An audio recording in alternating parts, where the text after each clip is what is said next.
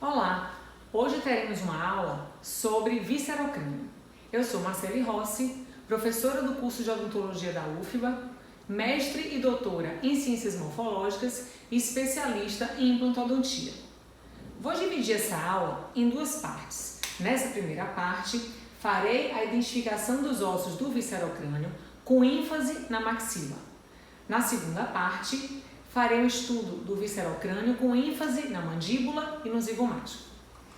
O viscerocrânio corresponde aos 2/3 inferiores do crânio. Aqui a gente observa nessa vista anterior e aqui nessa vista lateral.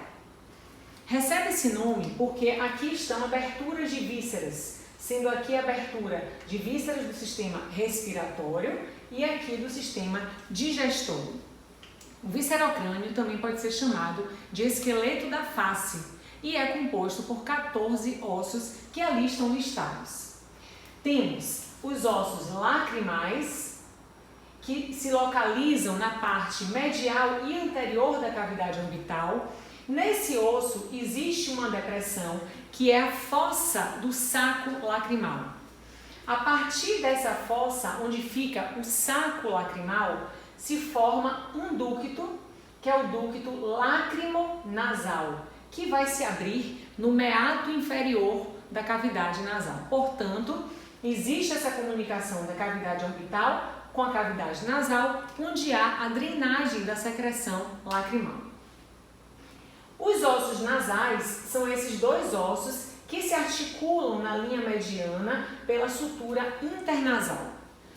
Os ossos nasais ficam na região conhecida como raiz do nariz, e esses dois ossos, juntamente com as maxilas, delimitam a abertura óssea da cavidade nasal, chamada abertura piriforme.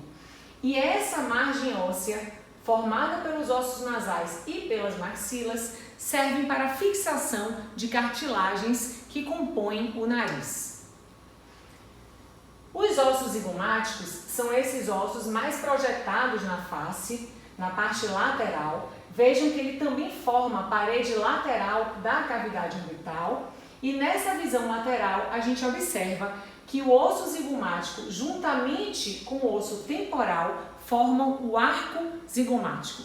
Sendo que, especificamente, nós temos o processo temporal do zigomático unido ao processo zigomático do temporal, formando esse arco. O vômer é um outro osso do viscerocrânio e ele se localiza dentro da cavidade nasal. O vômer é essa parte mais inferior do septo nessa vista anterior, porque ele vai aumentando de altura à medida que caminhamos para a parte posterior do septo, de maneira que a parte posterior do septo é formada apenas pelo vômer, que a gente pode visualizar nessa imagem aqui, onde temos a parte posterior da cavidade nasal. Aqui a gente observa que o vômer ele se articula com a lâmina perpendicular do etimoide, e esses dois ossos formam a parte óssea do septo nasal. As conchas nasais inferiores são ossos distintos do viscerocrânio, são ossos separados, que ficam presos à parede lateral da cavidade nasal, portanto a maxila, e essas conchas formam espaços abaixo delas, chamados de meatos nasais inferiores. Vocês devem lembrar da aula de neurocrânio que as conchas nasais médias e superiores fazem parte do osso etimoide, mas as inferiores são ossos distintos do viscerocrânio. Aqui nessa imagem a gente consegue visualizar os ossos palatinos. Essa parte que a gente visualiza aqui são as lâminas horizontais dos ossos palatinos, que se articulam com os processos palatinos das maxilas, formando a parte óssea do palato duro. Observem que há uma sutura palatina mediana unindo essas estruturas de um lado do outro e a sutura palatina transversa que une essas lâminas horizontais às maxilas. Na extremidade inferior das lâminas horizontais, exatamente na linha mediana, existe a espinha nasal posterior. Então a gente pode acompanhar aqui a sutura palatina mediana, bem na sua extremidade posterior, na margem posterior dos ossos palatinos, essa espinha nasal posterior. Também podemos observar os forames palatinos maiores, um de cada lado, né, um em cada palatino, e forames palatinos menores, que tem número variável, pode ser 1, 2 ou até 3 forames. Observem que esse osso palatino forma essa projeção, indo se aproximar do processo pterigoide do osso esfinoide. Essa projeção é chamada de processo piramidal. E aqui nós temos as maxilas na vista anterior, aqui na vista lateral e a mandíbula. Como já foi dito, eu vou dar ênfase nessa parte da aula na anatomia da maxila. Vamos lá. Bom, nós temos duas maxilas articuladas na linha mediana por uma sutura chamada sutura intermaxilar. Na extremidade superior dessa sutura, nós temos a espinha nasal anterior. Bom, cada maxila ela é formada por um corpo central e 4 processos. Os processos são bordas ou faixas do osso que se relacionam com outros ossos ou outras estruturas. Vamos lá. O processo zigomático é essa margem que vai se articular com o osso zigomático por meio da sutura zigomático maxilar. O processo frontal é essa borda afilada que vai se articular com o osso frontal por meio da sutura frontomaxilar. O processo alveolar é essa borda, essa margem, onde estão os alvéolos dentais. Esses alvéolos dentais, eles formam aqui essas elevações na superfície da maxila, que são chamadas de eminências alveolares. Porque como a maxila tem uma cortical fina, ela tem um predomínio de parte esponjosa, então isso faz com que os alvéolos deixem marcados aqui os seus relevos, que são as eminências alveolares. Dessas eminências se destaca a eminência canina. Então tudo isso está presente no processo alveolar. Aqui a gente tem uma visão inferior do processo alveolar e aqui a gente tem uma visão lateral em que foi desgastada a parede vestibular do osso para a gente observar a relação desses alvéolos com as raízes dentais. Lembrando que essa parte da maxila é a parte mais dinâmica. Cada alvéolo dental só existe para alojar o dente. Se houver perda de um dente, esse alvéolo se remodela de maneira que essa parte do osso vai ficar lisa, sem cavidade, sem alvéolo. Vai ocorrer uma remodelação. E se ocorrer uma perda de todos os dentes, vai ocorrer uma remodelação e perda de todo o processo alveolar.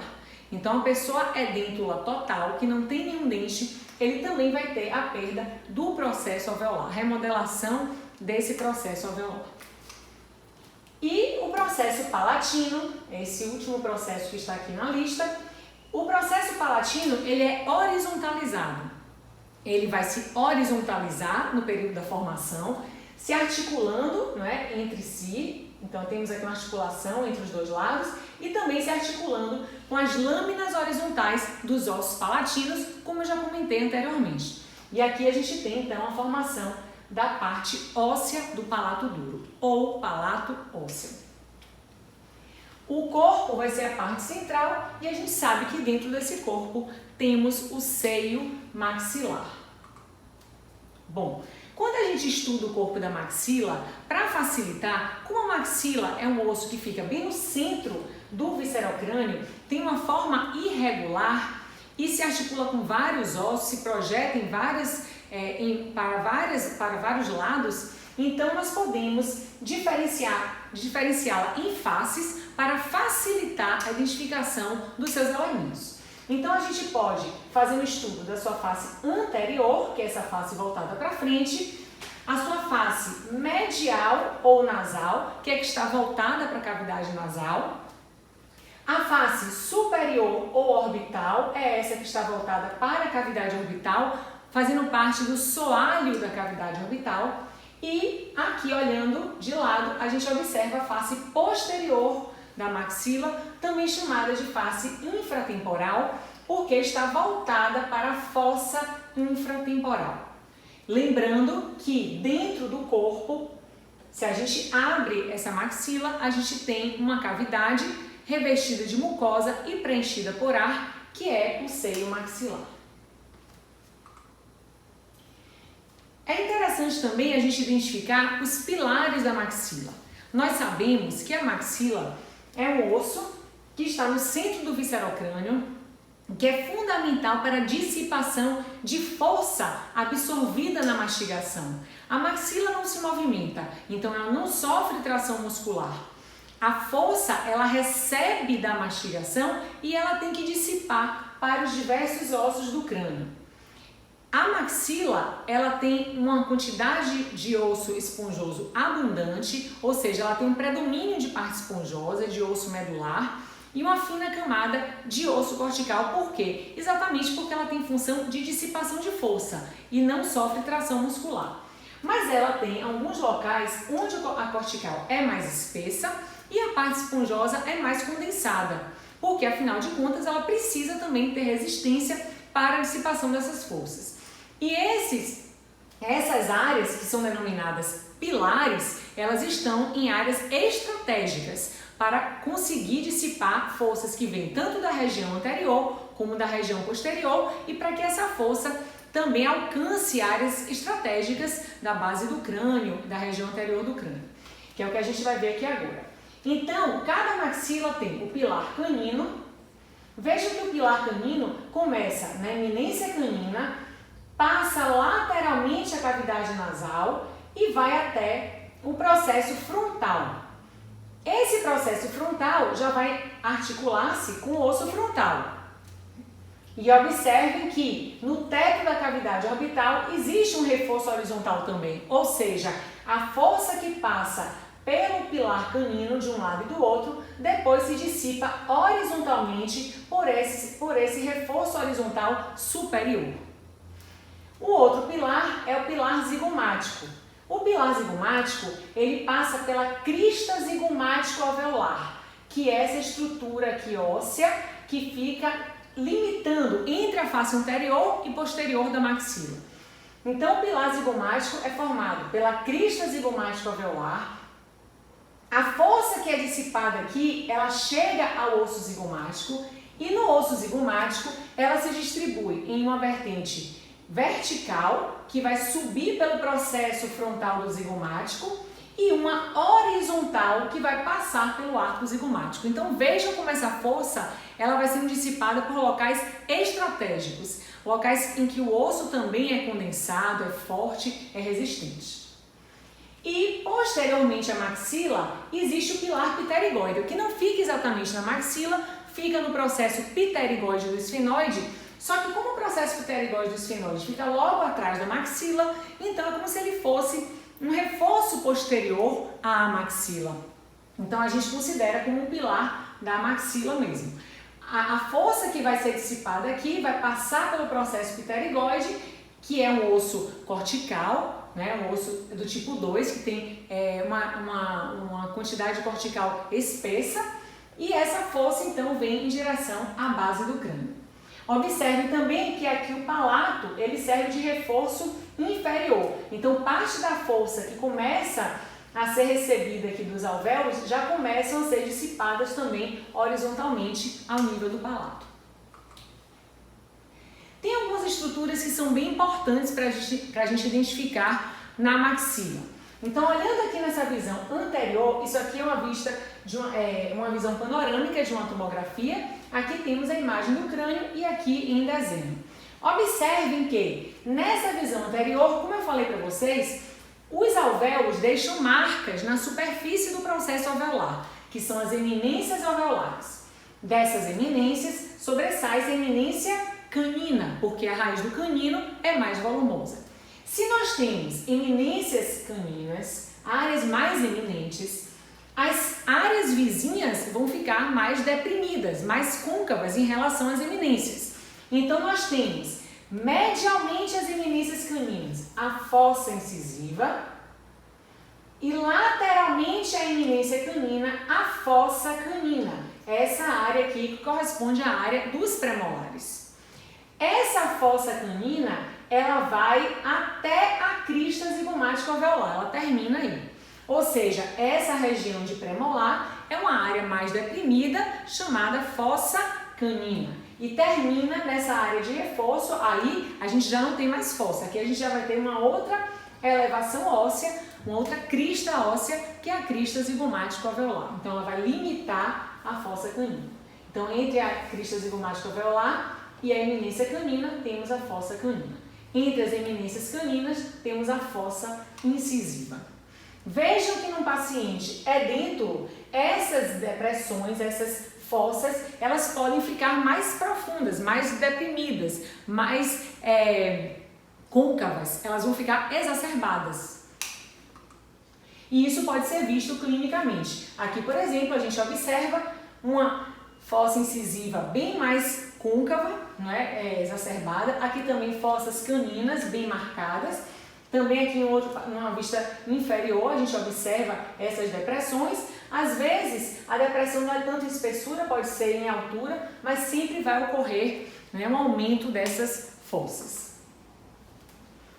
Também na face anterior temos o forame infraorbital. Esse forame é onde termina um sulco e o canal que passam aqui na face superior da maxila. Então, o sulco e canal passam aqui na órbita e na cavidade orbital e se abre aqui nesse forame e então aqui emerge o nervo infraorbital e também artérias e veias, com o mesmo nome.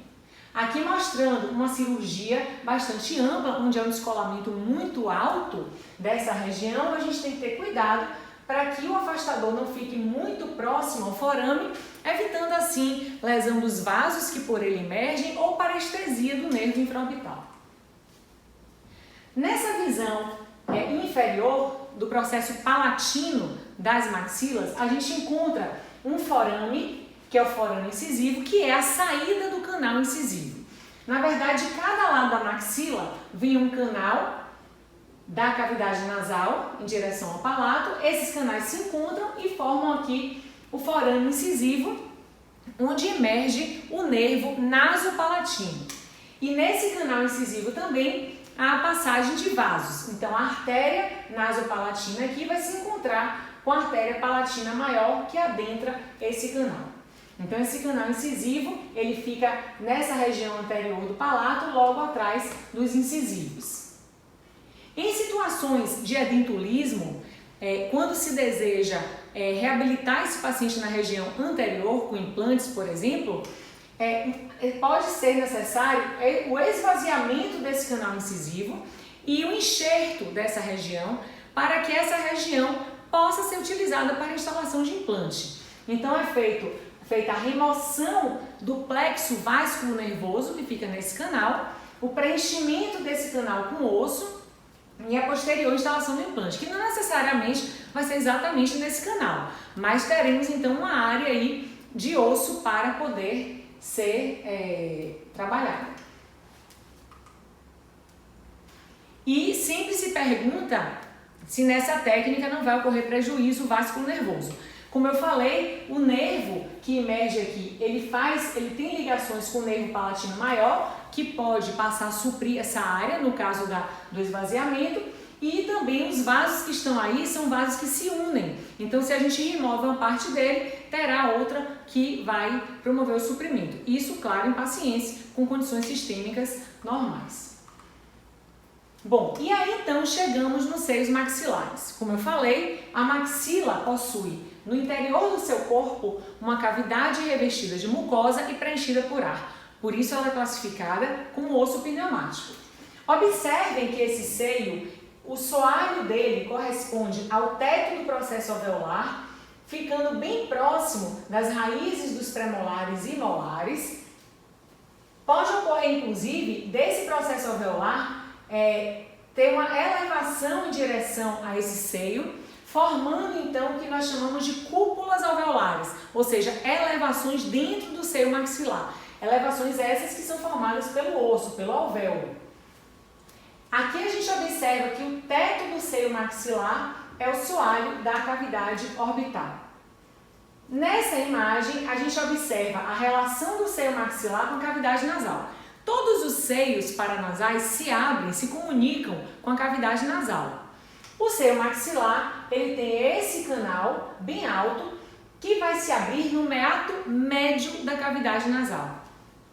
Então aqui temos esse canal e nessa imagem vejam que a concha nasal inferior e média foram removidas, foram seccionadas. A gente está aqui no espaço relativo ao meato médio da cavidade nasal e a gente observa que nesse meato médio a gente tem esse orifício que é exatamente a comunicação com o seio maxilar, que a gente chama de ósteo do seio maxilar. E nessa imagem, para ilustrar, só para mostrar que existem alguns procedimentos odontológicos que são realizados no seio maxilar, como a instalação de implantes no osso zigomático, ele passa por dentro do seio, e também os enxertos de seio maxilar. Por que são feitos enxertos de seio maxilar? Porque o seio maxilar, como ele tem uma relação muito próxima com os alvéolos, com o processo alveolar, quando há perda de um dente, que há uma remodelação do alvéolo, o seio ele tende a ocupar o espaço naquele osso. Ele tende a aumentar de volume pela pressão do ar que existe dentro dele e se expandir em direção àquela área que está sem função, está sem dente. É o que nós chamamos de pneumatização do seio maxilar. Observe que aqui temos uma perda que é bem unitária, então temos uma pneumatização que é bem localizada. Tem outros casos em que a pneumatização é generalizada. E no enxerto é feita uma abertura da parede óssea com descolamento da membrana. Essa membrana então é elevada. Vejam que o enxerto não é dentro do seio, mas o seio ele é deslocado, a sua membrana é elevada, criando-se um espaço para o preenchimento com o osso. E assim se ganha uma altura em relação a esse seio, que mudou agora de posição, para se instalar implantes. Bom, a maxila também faz parte da cavidade nasal. Vejam que o palato, que é formado por ela e pelos palatinos, forma o soalho dessa cavidade nasal. Ela também forma a parede lateral dessa cavidade nasal, onde temos aqui a articulação com as conchas nasais.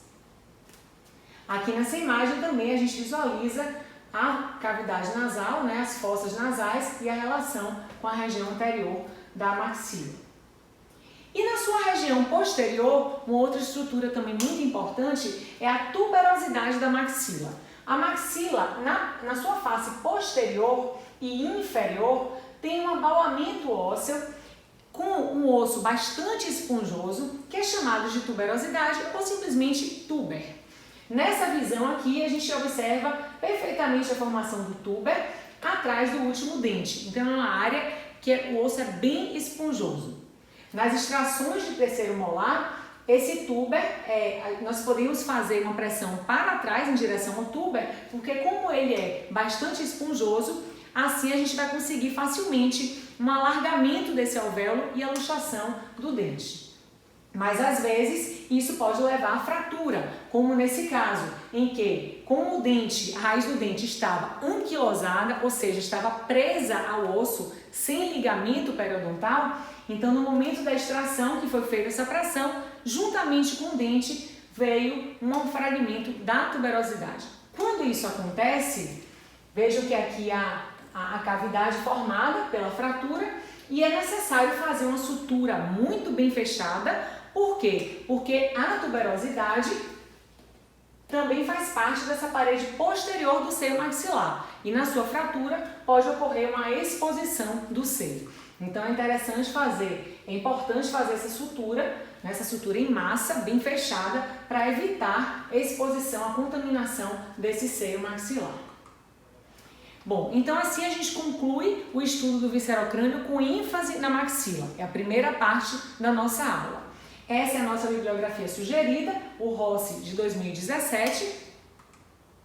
Obrigada e até a próxima, em que falaremos do viscerocrânio com ênfase na mandíbula e zigomático. Obrigada!